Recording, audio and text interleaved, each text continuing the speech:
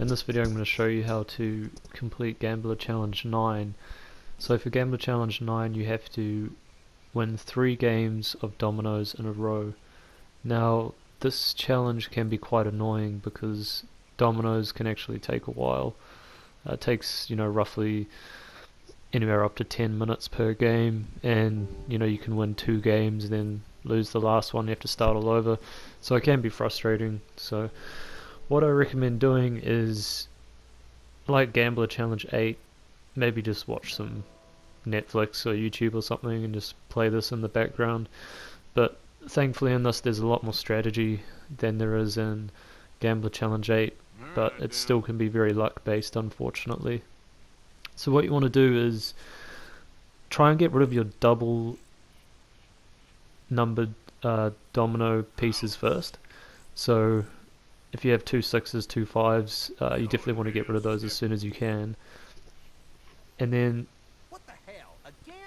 pretty much what happens is once a piece is placed, you have to place another piece that has the same number, and there's only 2 ends of the domino board that new pieces can either be placed on, and if you have no numbers that match either of those 2, then you pick up a domino off the board, and then you either play that domino if it's playable, or you have to pick up another one.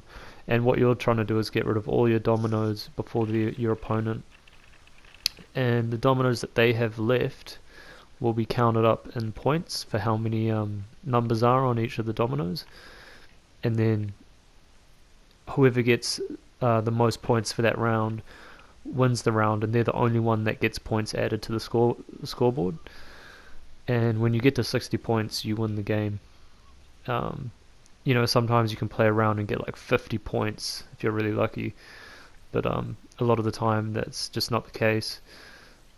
So what I recommend doing is playing your doubles first, and then trying to look for basically new opportunities. There's some strategies you can try and block the opponent. So say if there's a 2 on the end of one of the boards, and then you can place a piece that makes the other end a 2, that means he'll have to have a 2, and that limits his chances of being able to play a domino. So I recommend doing that. And the other strategy is just to try and play so that you get rid of all your pieces as fast as possible. So I recommend doing a combination of trying to block your opponent and trying to get rid of all your pieces.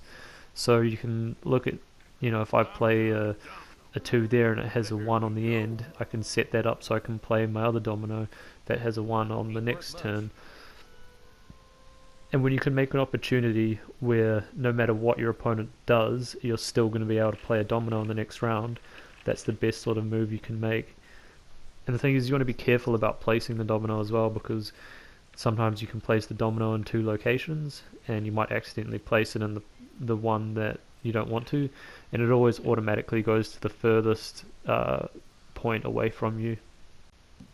So yeah, in this I make a comeback from being down 55-10 in the 3rd game to win, so I was quite lucky here in some respects, and unlucky to get dealt such bad dominoes to begin with for this game. But yeah, I was pretty much praying to the RNG gods at this point, but I managed to get it, and it was on my first try luckily, so I recommend just keeping at it.